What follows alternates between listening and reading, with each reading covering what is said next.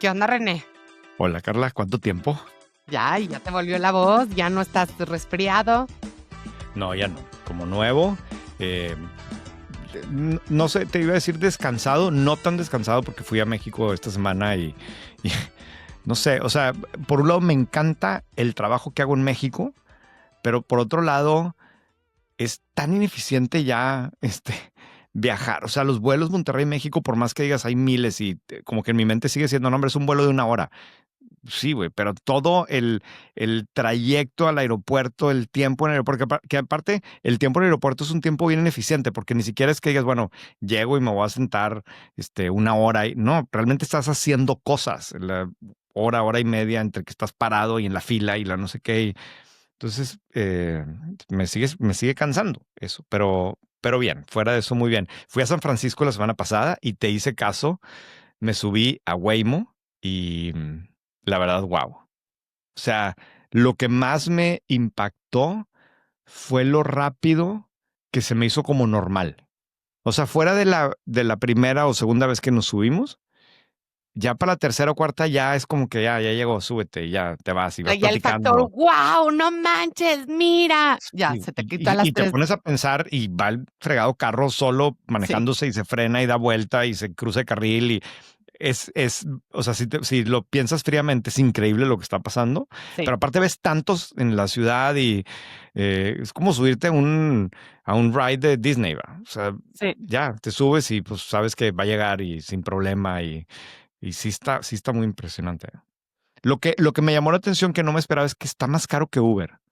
O sea, como que en todos lados eh, checábamos si nos íbamos en Uber o en Waymo y siempre un poquito más, pero costaba más. Como que teóricamente, pues digo, no estás pagándole al chofer, ¿verdad? Pero no sé, toda la inversión, la tecnología y no sé, el tiempo que están o la falta de escala o por qué, porque teóricamente pues debiera ser más barato, ¿no?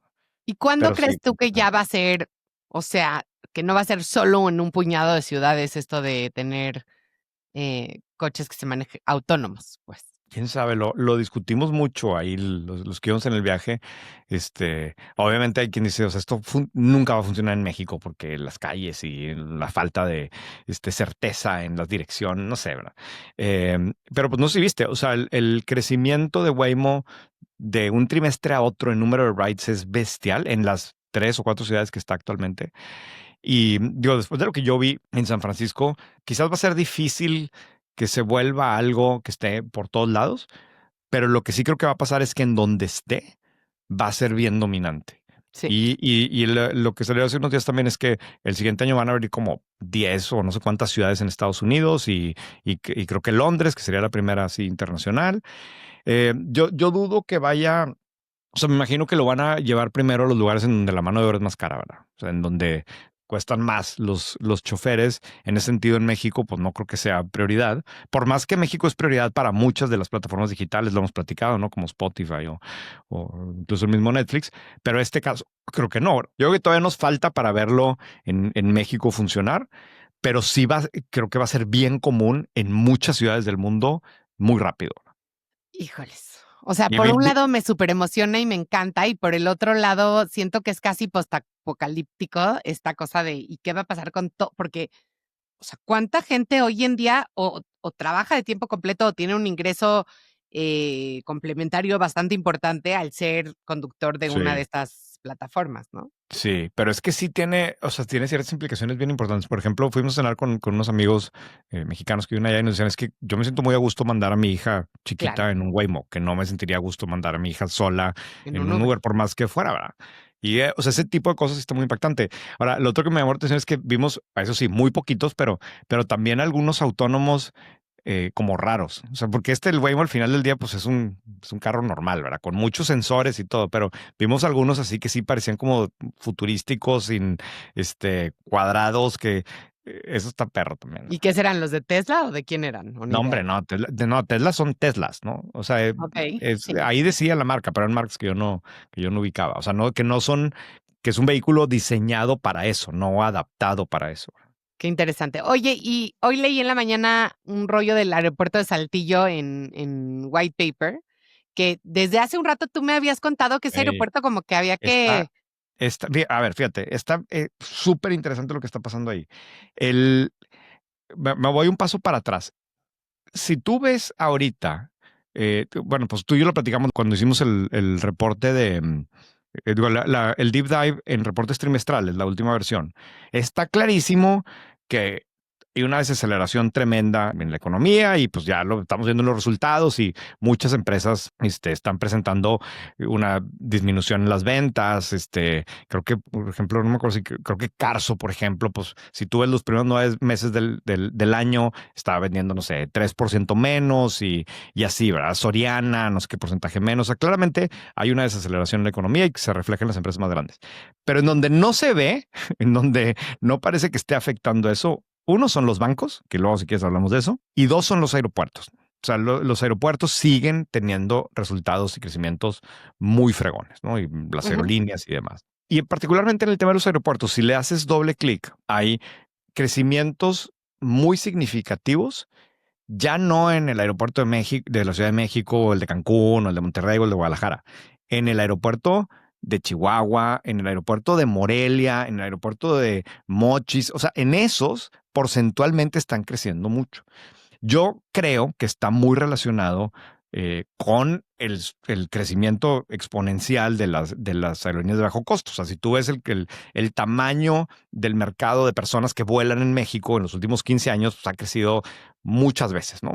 Muy significativo y es que en gran medida resultado de Viva Aerobús y de Volaris, ¿no? Pero como además estas aerolíneas no usan el famoso hub and spoke models, que van todos a un principal y de ahí, sino que tienen vuelos directos, que es parte de lo que lo ha hecho más atractivo, automáticamente hace que también los aeropuertos menos o que puedan utilizar más aeropuertos y que quieran usar más aeropuertos. Entonces, o sea, Y no es súper ineficiente a nivel costos, o sea, porque entiendo que esto del modelo hub es porque económicamente a veces hace sentido. claro, pero estas aerolíneas encontraron que pueden operar con costos mucho más bajos por otras razones, ¿no? Por la selección de los aviones, por la velocidad a la que le dan la vuelta, por la, no sé, la relación con el equipo de trabajo. Hay muchas razones que lo hacen que sea un modelo de bajo costo y meten más personas en el avión y lo que sea, tan bajo costo que puede moverse en vuelos directos en aeropuertos más chiquitos. Y es muy obvio que todos preferimos siempre vuelos directos, ¿no? Y lo discutimos en algún momento tú y yo, ¿verdad? O sea, Viva es el único en Monterrey que realmente tiene vuelos directos a muchísimos lados, entonces pues siempre vas a preferir tener un directo que otro, ¿verdad? Entonces yo creo que hay una gran oportunidad todavía en México para desarrollar esos aeropuertos como el de Saltillo, para tener vuelos directos. El aeropuerto de Saltillo lleva muchos años medio moribundo desde el punto de vista de pasajeros. Entiendo que tiene una operación de carga importante, creo que algo de aviones privados y así, pero han habido momentos en los últimos años en donde no hay vuelos, donde simplemente no hay vuelos comerciales. Y entonces, imagínate, Saltillo es una ciudad con 1 millón de personas, ¿no? Entonces, todas las personas que quieren volar tienen que ir a Monterrey. Y el aeropuerto de Torreón debe tener también relativamente pocos vuelos. Y si vives en Piedras Negras, pues tienes pocos vuelos. Y entonces hay una región ahí que está relativamente mal cubierta por vuelos comerciales, ¿no? Y en el caso de Saltillo, además, por la ubicación, no solamente Saltillo, sino donde está el aeropuerto, es donde está como más pegado a Monterrey, que coincide que esa franja, lo que separa a Saltillo y Monterrey, se ha venido desarrollando de manera increíble en los últimos 10 años. O sea, los municipios de Monterrey que dan hacia Saltillo, ¿no? García, Santa Catarina, incluso San Pedro, una parte de San Pedro, cada vez están más cerca de Ramos Arizpe y de Saltillo porque se están pegando. Arteaga, las manchas urbanas se están juntando. O sea, en los siguientes, no sé, a lo mejor estoy inventando, pero 10 o 15 años, es muy probable que eso se va a pegar. Esa zona. Si tú te vas en la autopista de Monterrey a Saltillo, es una autopista que, no sé, toma como 20 minutos manejando. La parte que no hay nada, yo creo Cada que no vez es son más más de chiquito. 10 minutos. O sea, entre que de donde terminan las naves industriales y los fraccionamientos de Monterrey a cuando empiezan en Coahuila, no es nada de distancia. Y supuestamente ahí es medio donde se iba a poner Tesla, ¿no? Entonces, si hubiera puesto Ujú. Tesla, se hubiera conectado. Al final no pasó, pero es evidente que como quiera se están juntando las manchas urbanas. Entonces dices, oye, tienes el aeropuerto ahí. Entonces, ese aeropuerto tiene el potencial de jalar. Hay mucha gente de Monterrey que le va a quedar más cerca ese aeropuerto que el aeropuerto principal de Monterrey, ¿verdad? Más el aeropuerto, más la gente de Saltillo. Entonces, a mí no me sorprende. En este caso está Mota Engil, que es esta constructora gigante creo que es originalmente de Portugal, pero que operan en muchos lugares y que en México tiene una operación muy grande, y se está juntando con Altea Desarrollos, que es una empresa hermana del grupo empresarial donde está Multimedios, Milenio, etcétera, ¿no? Entonces se juntaron, están metiéndole lana al aeropuerto, remodelándolo, etcétera, reviviéndolo. Ya Viva Aerobús metió unos vuelos, etcétera. Y además, acuérdate que el aeropuerto de Monterrey es un aeropuerto que cuando hicimos el capítulo del deep dive de aeropuertos, es uno de los aeropuertos más caros para las aerolíneas. O sea, lo que les cuesta a las aerolíneas usar el aeropuerto de Monterrey es muy caro, ¿verdad? Entonces, a las aerolíneas les encanta tener otras alternativas y más si pueden estar ahí más o menos cerca, ¿no? No sé, a mí, como tú y yo hemos hablado mucho del tema de aeropuertos y lo rentable que es ese modelo, y yo sigo creyendo que hay una oportunidad enorme de, pues esto, de desarrollar aeropuertos regionales en este país. Me gustó. O sea, yo creo que de donde vivo yo al aeropuerto de Monterrey va a ser más cerca que si el de Saltillo, pero dependiendo de la El hora, tráfico, claro. pudiera ser, o de los planes, pudiera ser una buena opción. Y como, o sea, ¿cuándo creen que, o sea, lo compraron y ya dijeron cuáles van a ser sus planes? O sea, no lo compran, ¿verdad? Porque son propiedad del Estado, no sé Bueno, quién. si lo, Hacen como alianzas y sí, toman lo la van a operar. operación.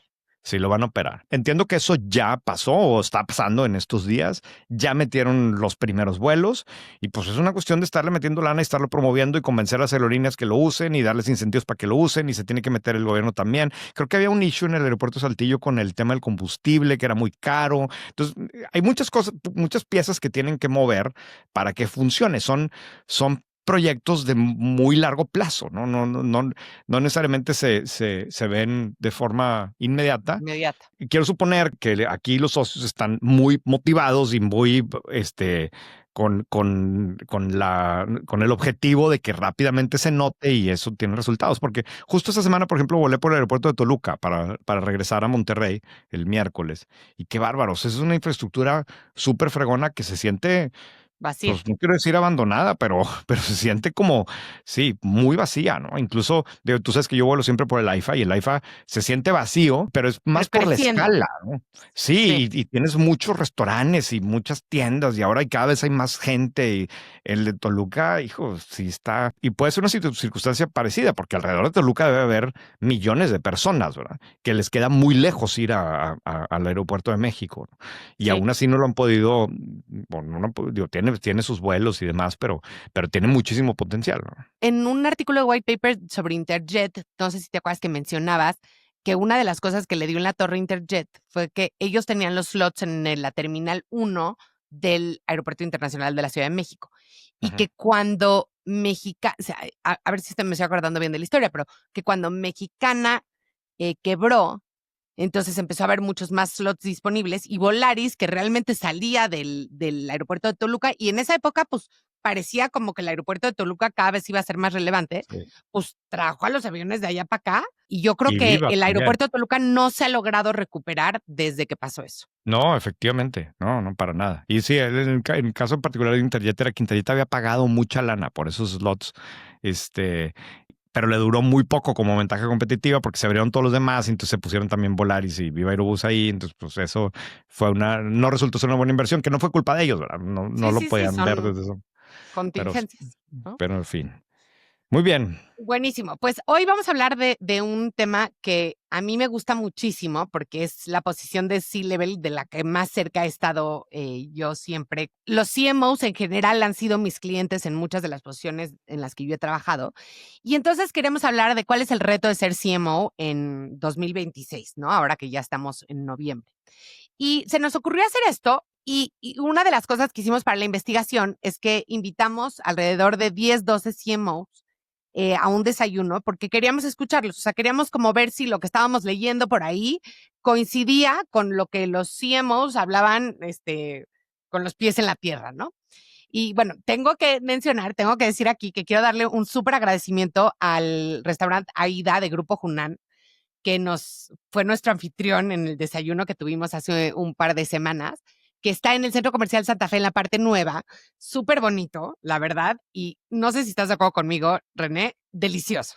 No, el pan de muerto ese que tenía como, no me acuerdo que tenía, o sea, que tenía un ingrediente como salado Sí, era, extraordinario. según yo, era tortilla tatemada Ándale, El exacto. polvito de la tortilla tatemada con flor de azar. Delicioso la hamburguesa. Sí, Delicioso. delicioso está la hamburguesa. Y yo que no soy muy, o sea, yo no me soy muy desayunadora, me comí unos huevos ahí que, o sea, pedí unos huevos poché y estaban deliciosos. Pero bueno, entonces gracias al restaurante Aida de Grupo Hunan por habernos hosteado en esta tan linda conversación. Y bueno, a ver, para empezar quiero hablar de los CMOs porque yo siempre digo que son la posición más retadora que yo veo dentro del C-Level, porque es la que más ha cambiado en los últimos 10 a 15 años. O sea, si tú piensas más o menos qué hacía un CFO hace 15 años y qué hace un CFO hoy, pues más o menos es lo mismo, ¿no? Un CHRO de recursos humanos ha cambiado, en la pandemia, digamos, tuvieron que ajustarse muchísimo y Reto, eso sí, lo claro. hablamos el episodio pasado con Susana, pero además de eso, y obviamente el trabajo remoto y lo híbrido, pero básicamente un poco lo mismo. En el tema del CMO, el CMO antes era básicamente un director de publicidad. O sea, hacía las grandes campañas, la gran comunicación, tenía varias agencias de publicidad, una que gestionar, ¿no? Una que le ayudaba con el tema creativo, otro de a lo mejor el tema de insights, otro con el tema de compra de medios, medición y más o menos hasta ahí llegaba el scope. Lo estoy simplificando, pero creo que así era. Y lo que ha pasado es que realmente ha cambiado por completo. Cada vez le hemos agregado más chamba al CMO y cada vez está más adyacente al Chief Revenue Officer. O sea, queremos, ¿qué tal yo? Sí, Bueno, sí, sí. las organizaciones cada vez le exigen al CMO que todo lo que haga o casi todo lo que haga puede probar que se deriva en ventas, sin que tenga todas las funciones, obviamente, que necesitan para que una venta suceda bajo su ala. Entonces se ha vuelto un rol muy complicado y esto, una de las cosas que ha pasado es que es el rol del C-Level con mayor rotación dentro de todos los puestos que le reportan al director general o al CEO de una compañía. En Estados Unidos, más o menos en promedio, un CMO dura de las compañías grandes 40 meses. O sea, Wow. no llegan a los 4 años y ya los cambiaron. Peligro de extinción, sí. Exacto. Más que en peligro de extinción, en peligro de, Sí, bueno, sí, me suena, evidentemente no sé la causa original, pero me suena como que es un puesto que es fácil de echarle la culpa. exacto. Está muy cerca de poderlo culpar o de la desesperación de que si esto no está funcionando, como que es el que fácilmente cambias, ¿no? Sí, exacto, porque muchas cosas está como en la capa más externa de la organización, entonces mucho de lo que se ve de las empresas lo hace el CMO, entonces pues es una presa fácil. Y además estamos en esta época que a mí me recuerda cuando yo empecé a trabajar, de como cambio generacional, donde hay muchísima ansiedad en las empresas de entender a la nueva generación, en este caso a la generación Z. Había un artículo en el Wall Street Journal súper interesante que justo se hablaba del pánico de las empresas de no entender a la generación Z y me recordó perfecto cuando nosotros empezamos a trabajar y no sé si cuántos estudios leíste, compraste, etcétera, de los millennials, ¿no? Como si fueran extraterrestres, así. Ya todo va a cambiar y todo va a ser diferente y quien no entienda a los millennials, ya no va a tener cabida en este mundo, que en parte es cierto. Y bueno, ahora que está la generación Z, que está empezando a trabajar, ¿no? Los más grandes de la generación Z más o menos tienen 28 años. Bueno, no están empezando a trabajar, pero están Sí, empezando a espero que subir, no, ¿verdad? ¿no? Espero, ¿no? Ujú. Huevones. Pero digamos, están empezando a tener más relevancia como consumidores porque ya tienen más dinero, etcétera. Y entonces hay como este pánico. Entonces, por un lado tienes, cada vez le exijo más al CMO, y quiero que todo lo que haga demuestre ventas, pero al mismo tiempo siga siendo súper creativo, etcétera. Por otro lado, tienes la generación Z, me da terror que ahí viene y entonces, ¿cómo hacemos para entenderla? Y por otro lado, tienes esta cosa de brand y performance, ¿no? Hace unos años como que empezamos a, creo que, sobrevalorar lo que le llamamos performance marketing, que es lo que puedes medir inmediatamente cuánto te dan, ¿no? Entonces, los anuncios en Claro. Google era fantástico porque nosotros decíamos, pues tú no sabes si el anuncio de televisión no te generó ninguna venta, pero mira, aquí si tú buscas vuelo México-Cancún y sale el anuncio de Volaris, clic, yo te puedo decir exactamente este anuncio, cuántos boletos de avión te generó. Y evidentemente esto solo sirve para las empresas que tienen una manera de conectar las ventas, como en este Sí. caso las aerolíneas que empezaron a vender solamente por internet. Pero con ese discurso, creo que la industria se convenció de que ahora teníamos que medir todo. Claro. Y que esto de construir en brand building y en el brand equity de las marcas, pues sonaba muy bonito, pero la verdad es que no estábamos tan seguros de que eso, además de ganar muchos premios y sentirnos todos muy bonitos al respecto, si eso generaba más ventas o no. Luego el péndulo otra vez está un poco moviéndose y por primera vez desde 2020 hay como otra vez de no, el brand equity sí es muy importante y la creatividad sí es muy importante.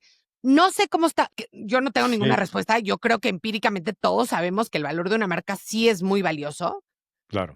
pero de alguna manera creo que estos tres factores han hecho que sea un lugar muy difícil hoy en día ser un CMO. Sí, de acuerdo. Justo ayer venía con Eugenia, mi hija más chiquita, que tiene 9 años. Veníamos por una parte que había demasiado tráfico y que es la parte de Monterrey que tiene más anuncios panorámicos. Y hay un panorámico de H-E-B con Santa Claus en Ok. Navidad, ¿no? Entonces a Eugenia inmediatamente le llamó la atención y, ay, ¿por qué está ahí Santa Claus? Y como que nunca va viendo panorámicos porque pasa muy rápido, pero estamos a vuelta de rueda, ¿no? Y ya entonces le expliqué, ¿no? Que el panorámico, y entonces las empresas pagan para estar ahí, entonces, y para que la gente compre. Y te juro que no habíamos pasado ni 3 minutos y otro, y otros 3 minutos y otro, idénticos, ¿no? Los mismos. Y entonces tuvimos una conversación sobre pues, el por qué las empresas gastan en eso, ¿no? No sé, es qué interesante, pero ahorita me acordé porque justo preguntó Pau, pero ¿cómo saben que la gente sí compra porque lo vio? Pues no saben, mijita. O sea, no hay una respuesta, ¿no? Que es justo esto que estás diciendo ahorita. Y por otro lado, el hecho de que si se pudiera ver una parte de eso por medio de la publicidad en plataformas digitales, pues como que genera ese tipo de distorsión en el mercado, ¿no? Claro. Y a ver, ¿y cuántos años tiene Eugenia? 9. O sea, ¿no? Y Eugenia vio el espectacular, me atrevo a decir, porque además no tenía celular en la mano, ¿no? Ah, claro, sí, definitivamente, ¿verdad? Pero sí, es una discusión muy interesante y creo que uno de los grandes creativos de la época de Mad Men, así de los de Madison Sí, Avenue, no me acuerdo cuál, pero había dicho esta frase que es muy famosa entre la gente de publicidad, que es, yo estoy seguro que el 50% de mi dinero de publicidad está tirado a la basura. Si tan solo supiera cuál 50%, ¿no? O sea, claro. como que siempre ha habido esta como incomodidad Disyuntiva, de que sí, sabes que hay claro. cosas que estás haciendo que literalmente no sirven para nada, ¿no? Y yo creo que nos pasa un chorro de veces como consumidores que dices, ¿es en serio que acabo de ver esto y se gastaron dinero en esto? Pero bueno, y entonces en esta conversación surgieron algunos temas que luego, checando fuentes como Harvard Business Review y las consultoras que les encanta sacar cuáles son como los temas que preocupan a los CMOs, etcétera, se repetían. Y quiero hablar de algunos de ellos. Entonces, uno era demostrar impacto financiero, ¿no? O sea, Oye, Carla, déjame sí, te interrumpo porque no dijiste una cosa esencial, pero en ese desayuno estaban los CMOs de al menos, o sea, dos de las top 5 empresas más grandes en México. Estaban CMOs de multinacionales que todos usamos sus productos. Estaban CMOs de neobancos. Entonces estaba una mezcla muy interesante, ¿verdad? Que creo que sí vale la pena. Era pues gente que está viviendo esto en diferentes tipos de organizaciones, en organizaciones multinacionales, en organizaciones mexicanas que tienen operaciones en miles de países. Entonces, a mí en lo personal, y digo, sé que tú lo vas a tratar el tema ahorita, pero sí me impresionó la complejidad de las funciones y de la experiencia de estas personas en específico. 100%. Y fue una conversación justo muy enriquecedora porque, como tú dices, teníamos de empresas muy grandes, teníamos, por ejemplo, también gente que maneja marcas de tecnología que no tienen una presencia gigante en cuanto a headcount en México, pero que sí son muy usadas por Claro. la población en México. ¿Sabes qué siento que nos faltó? Porque queríamos, o sea, sí tratamos de combinar, ¿no? Que ahí hubiera alguien de autos, alguien de servicios Ajá. financieros, este, telco, Hombres, retail, mujeres de diferentes edades, de diferentes, etcétera. unas que llevan muchísimos años en el Sí. puesto, otros que son relativamente nuevos. Luego me quedé pensando, nos faltó alguien de consumo masivo en esa conversación. Sí, había O de sea, retail muy sí, grande. muy. Este, Pero nos faltó un Lala un, o un un Nestlé CPG. o un Sí, Procter, ¿no? Un CPG. Eh, sí, tienes razón. pero bueno, el caso es que l- creo que la preocupación más grande era o sea, esta cosa de cómo sigo demostrando impacto financiero real, cada vez me vuelvo una persona más cercana y que hable el mismo idioma que el CFO, ¿no?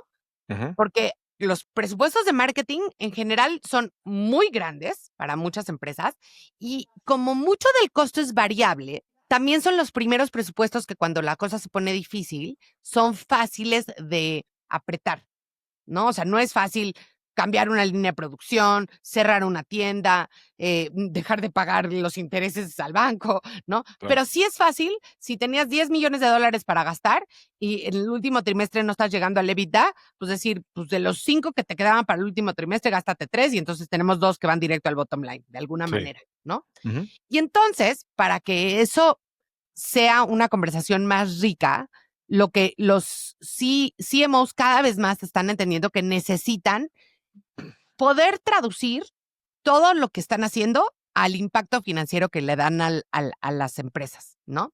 Y algunas empresas incluso este rol lo han renombrado como Chief Growth Officer, ¿no? Que yo siento que es como cuando, no sé, como cuando a David Beckham el rey lo hizo Sir, ¿no? O sea, ya, ahora ya no eres nada más Knight, ahora es CMO. Sir, ¿no? Ujú. ¿Y por qué? Porque creo que cuando le ponen a alguien un Chief Growth Officer, están reconociendo que lo que hace ese rol no es publicidad, ¿no? Sino que es un rol de negocios y que realmente son un motor de crecimiento en el revenue de la compañía. Para eso, obviamente, hay miles de cosas que tienen que pasar, entre ellos que los CMOs quieran hablar de finanzas, porque antes, o sea, si tú piensas lo que te enseñaban en la carrera de publicidad o de marketing hace 20 años, no necesariamente era lo más cuantitativo del mundo, ¿no? Claro. Y ese es otro de los retos que tienen. El reto es, ok, antes nosotros buscamos quizás a la gente más creativa que había allá afuera, ¿no? Para que tuvieran este big idea y entonces lo tradujeran a cuál es el brand equity, pero si ahora lo que queremos es realmente que piensen con el lado derecho del cerebro, pero que todo lo que vayan a pensar con el lado derecho lo corroboren con el lado izquierdo del cerebro y lo puedan poner en métricas, no hay tanto talento que sepa hacer esas dos cosas, porque pues tienes a los ingenieros, a lo mejor, por ejemplo, uno de los CMOs que estaban ahí era ingeniero de profesión, pues que hoy usan muy bien el lado izquierdo del cerebro, pero a lo mejor les falta esta parte de pensar en una idea súper loca, increíble, etcétera, que quizás hoy pensamos que no es tan importante, pero luego a mí me acaba de llegar una invitación para ir a una fiesta de Coca-Cola de Navidad y digo, pues claro, porque Coca-Cola inventó la Navidad. Imagínate al creativo que se le inventó a eso y si en ese momento le hubieran dicho, pero ¿cuál es el ROI que va a tener, no? Que Santa Claus se vista de rojo en vez de verde, como lo ponen en las En la leyendas historia. de Ujú. Escandinavia, pues no hubieran sabido. Entonces, sí es un rol que sigue teniendo que tener como ese apetito de experimentación donde no necesariamente todo se va a poder medir. Pero entonces, si quieres tener los dos, ok, ponte tú que ya dices, ok, un poquito y un poquito, les vamos a dar permiso de que no todo lo midan, pero lo que se pueda medir, lo puedan medir. ¿De dónde sacas a estas personas? Sí. O sea, ¿a qué universidad las vas a reclutar? ¿No? Creo que cada vez más las profesiones que uno típicamente asociaría con el CMO, que son marketing, publicidad, incluso comunicación, cada vez más están tratando de meterle muchas más materias que tienen un core analítico y cuantitativo y de minería de datos, Métricas, sí, claro. pero no sé si en todas las universidades, y por lo menos en mi época había un montón de gente que estudiaba estas carreras porque no les gustaban las matemáticas, ¿no? Sí. Y hoy el mejor mercadólogo tiene que poder todo traducirlo en una hoja de Excel, ¿no? Sí, completamente de acuerdo. A mí la otra cosa que me llamó mucho la atención, que lo comentó el que estaba al lado de mí, de cómo había evolucionado su función, es toda la complejidad del compliance, ¿no? Y de los temas regulatorios y todo el otro lado que los amarra y condiciona cómo pueden hacer su trabajo y que si temas de privacidad y que si estos mensajes y el tema de reporteo de la historia, pero más, no para efectos internos de la empresa, sino para efectos otra vez de cumplimiento regulatorio. Me dolió la cabeza, es mucho, ¿no? Pues sí, y ya es una preocupación que creo que esa quizás la tiene todavía más evidente el responsable de RH y también el CFO, pero quizás este tipo de funciones antes realmente no veían nada de eso y ahora sí, es uno de los de las patas de la mesa, ¿verdad? Que tienen que dominar muy bien y considerar en todas las decisiones que toman, ¿no? Sí, porque O sea, a lo mejor antes leían el contrato de cesión de derechos de la imagen del portavoz, ¿no? Y ya, ahora como los activos digitales en general están debajo del paraguas del CMO, y Sí, por activos digitales entiéndanse la página web, la app, la página de Twitter, de Instagram, el canal de YouTube, etcétera, que hay unos que, bueno, o sea, como que dices, ok, suena súper obvio que el canal de YouTube o el perfil de Instagram debería estar debajo del CMO. Cuando te pones a pensar que la app también, y cómo todo eso tiene un montonal de implicaciones regulatorias. Híjoles, o sea, ahora no solo tienen que hablar idioma CFO, tienen que hablar idioma legal, ¿no? sí, sí. Y sí, yo creo que hay muchas acciones ahí, o no sé cómo llamarle, pero tareas o cosas que puedes hacer que no estar consciente de que está regulada, ¿verdad? O que si te fuiste por este lado tiene una serie de implicaciones más allá del tema comercial, simplemente que no puedes utilizar esa palabra, ¿no? O que yo me acuerdo cuando un problema que se metió un emprendedor justo porque estaba usando una terminología que legalmente estaba impedido que la usara. Y bueno, o sea, son cosas que ahora tienen que saber los responsables de todo esto. Independientemente de lo fácil que es luego que se les sale el control, porque también hablamos de este tema, todas las campañas que hacen con influencers y demás, en donde luego el influencer dice otra cosa o lo que sea, o que se comporta mal en su vida privada, pero tiene repercusiones en tu propia marca, ¿no? ¿Te acuerdas? En su momento hablamos del caso más famoso que es el de Subway, ¿no? Ah, claro, que es una Sí, historia de terror, es una ¿no? historia de terror y hay un episodio de Freakonomics que Sí, lo sí. explica súper bien, ¿no? Y cómo pues, fue una campaña increíblemente exitosa para Subway por muchos años y al mismo tiempo se convirtió en un desastre y pues la marca no tenía nada que ver, pero es algo a lo que estás expuesto, ¿verdad?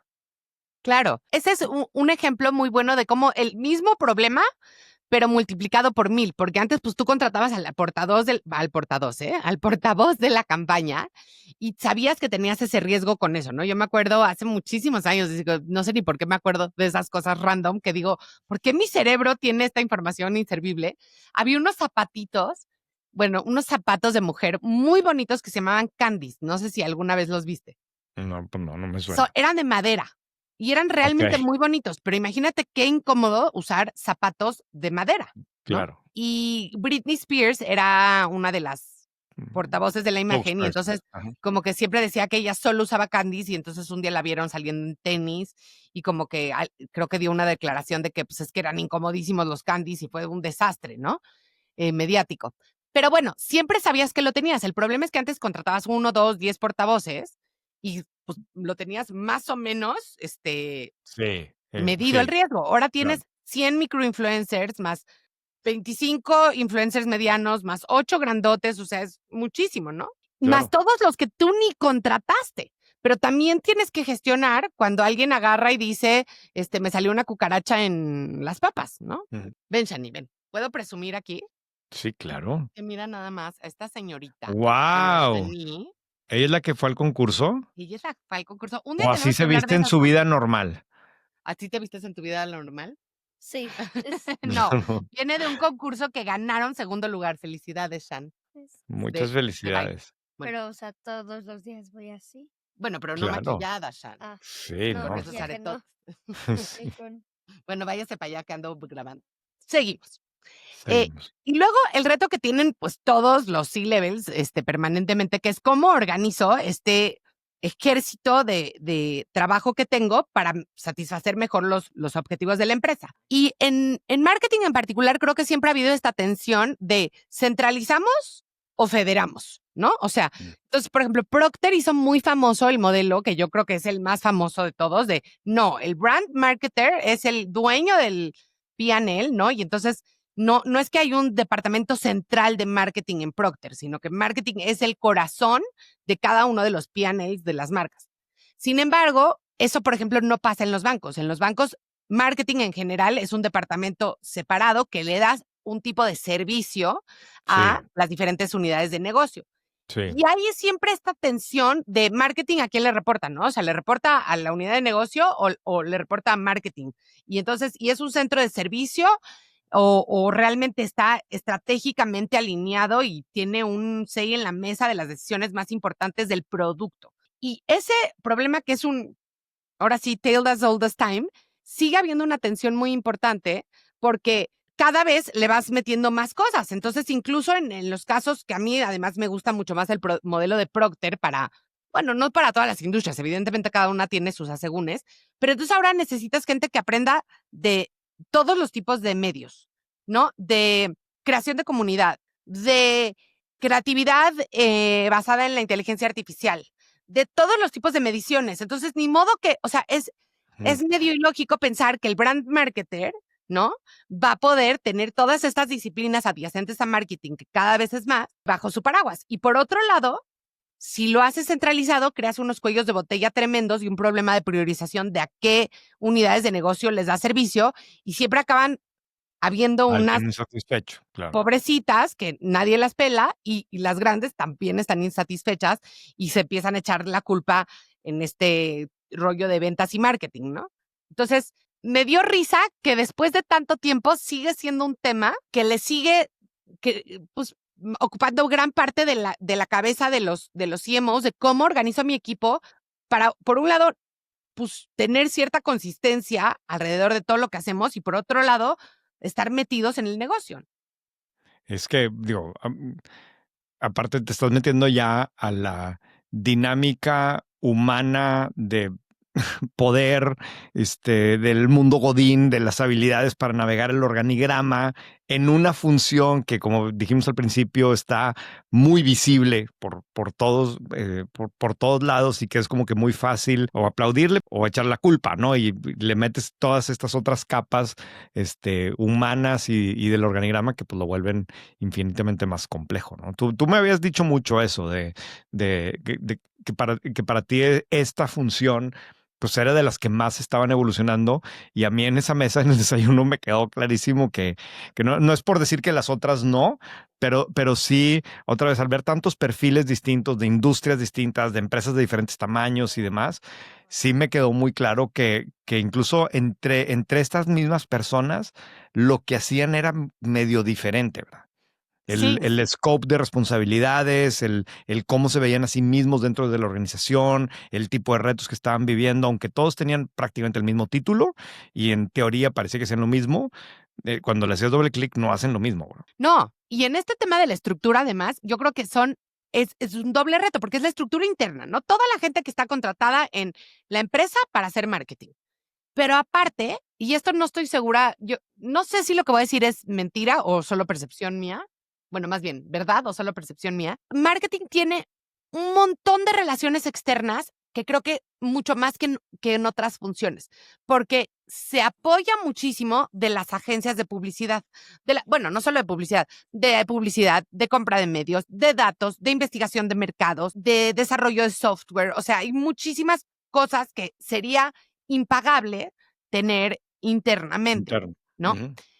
Y cuando empiezas a meter a la ecuación el rollo de las agencias, entonces, por ejemplo, una de las personas que estaba en ese desayuno nos decía, es que yo tengo un mandato global de trabajar con tal agencia, pero México es un mercado chiquito para esa agencia. Entonces, el servicio que nos pueden dar en México es malísimo. Pero como hay un contrato global, entonces tenemos que hacer una serie de marometas para sí contratarla y no violar el contrato global, pero que darle permiso de que subcontrate a una agencia local porque en México pues no tienen suficiente footprint, ¿no? Entonces, se vuelve bien complejo y entonces yo que siempre he pensado como, ay, ¿por qué no nada más contratan una agencia? Y oír a unas de ellas que te decían, no, o sea, ¿cómo? Porque esta es buenísima para esto, pero es malísima para esto otro. Y además tengo conflicto de interés porque en creatividad sirve a mi competencia, entonces no la podría contratar para creatividad, pero sí la puedo contratar para compra de medios. Entonces se vuelve un laberinto complejísimo y yo me imagino gestionar todas esas relaciones para que más o menos trabajen orquestadamente. Ahora incluso, la semana pasada me reuní con un chavo que trabaja en una agencia que le dije, ¿y esa agencia qué hace? Y me dijo, nosotros hacemos orchestration. Y le dije, ¿cómo que orchestration? Así como de director de orquesta, tal cual. Le dije, pero eso en la vida real así, o sea, el lunes a las 8 de la mañana, ¿qué haces? No, o sea, yo trato de asegurar de que todas las agencias que trabajan para esta marca, y era una marca gigantesca, se hablen entre sí y estén alineados a lo que tienen que hacer. Imagínate, entonces necesitan contratar alguien que ayude a que las partes se hablen, porque ya son demasiados engranes. Sí, claro. Y bueno, Capas. finalmente, obviamente no podríamos no hablar de los retos de los CMOs sin hablar de inteligencia artificial. Y aquí me gusta lo que tú siempre dices sobre inteligencia artificial y marketing. ¿Qué es lo que Este digo es tu yo de cue. inteligencia?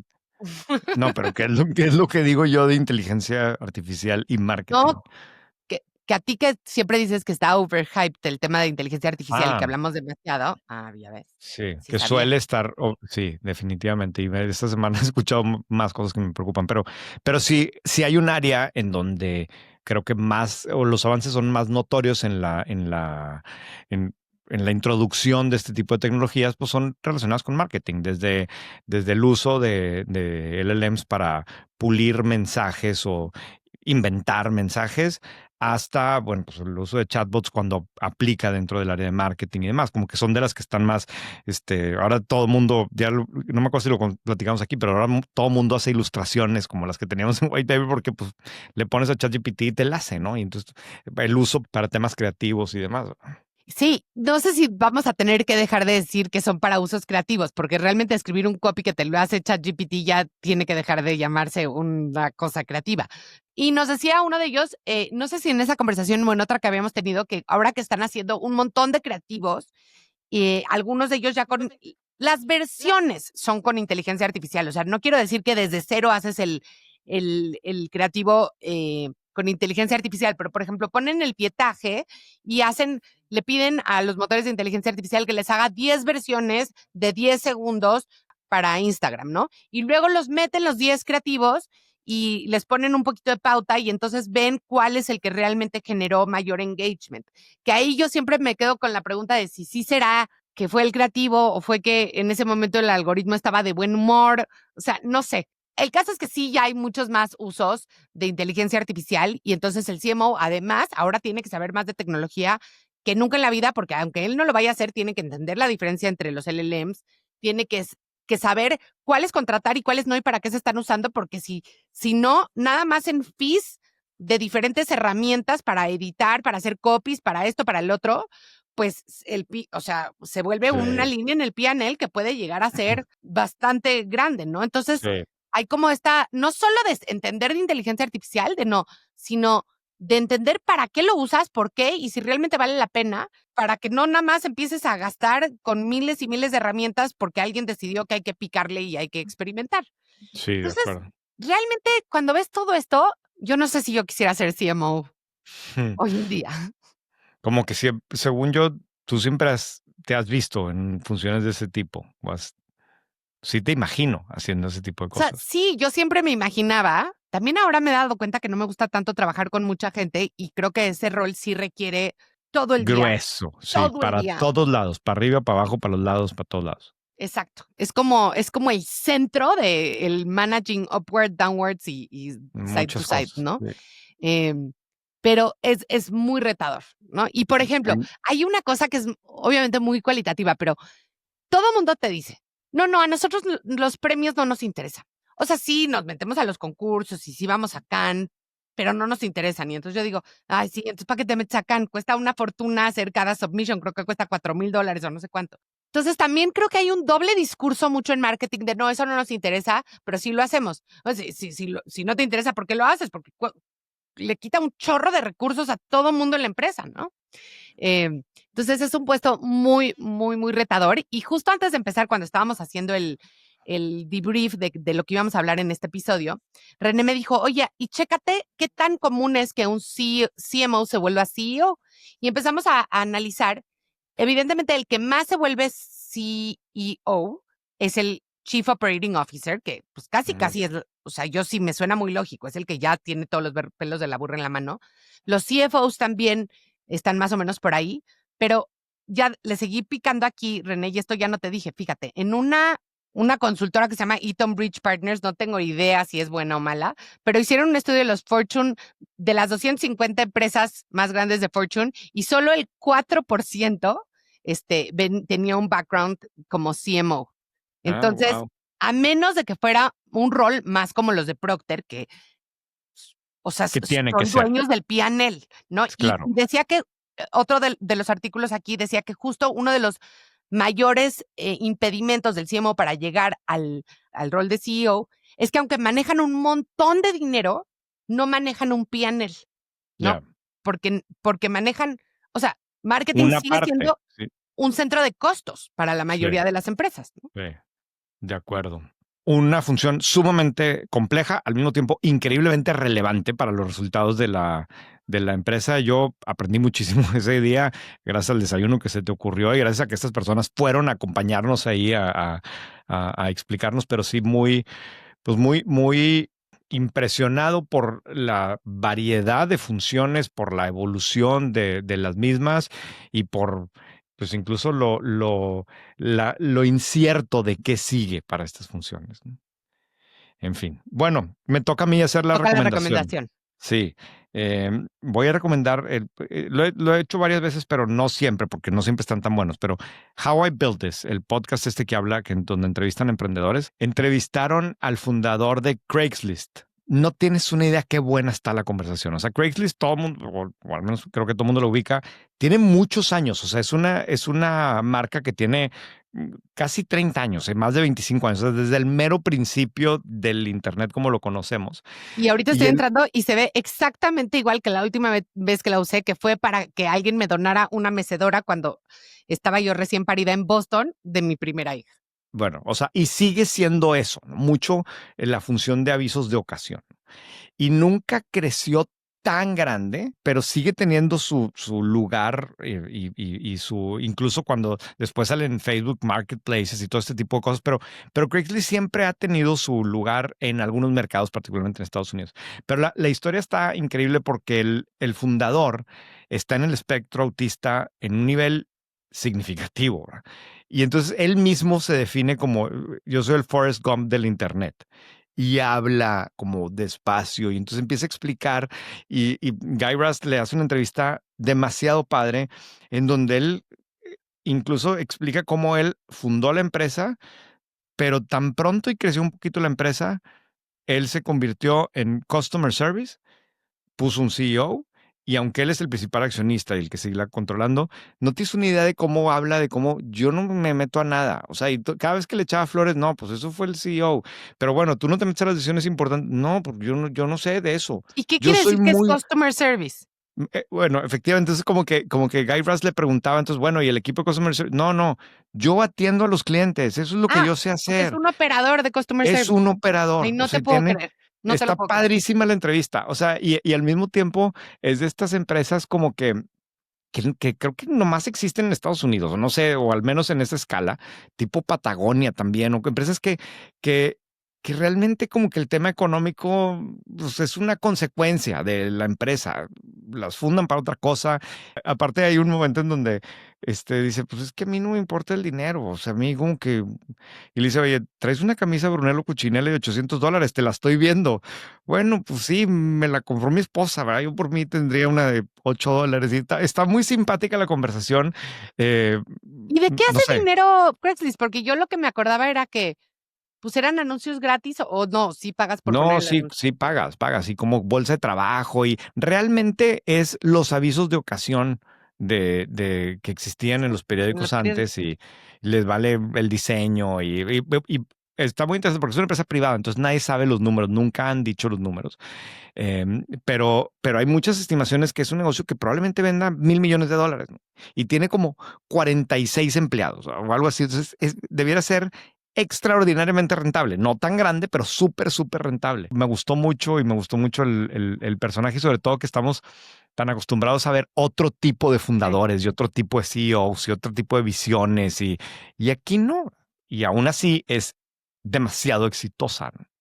Oye, pero además pensarías que, o sea, entiendo cuando empezó que era muy relevante, ¿no? Aquí estoy viendo, por ejemplo, puedes comprar lotes de cassettes de VHS. ¿no? Titanic, Ujú. Anastasia, Lady and the No, y Tramp. métete, hay una parte de The Best of Craigslist, que son las cosas más raras que, que pone la gente ahí. En el podcast se Sí, Best of platican Craigslist. algunos ejemplos.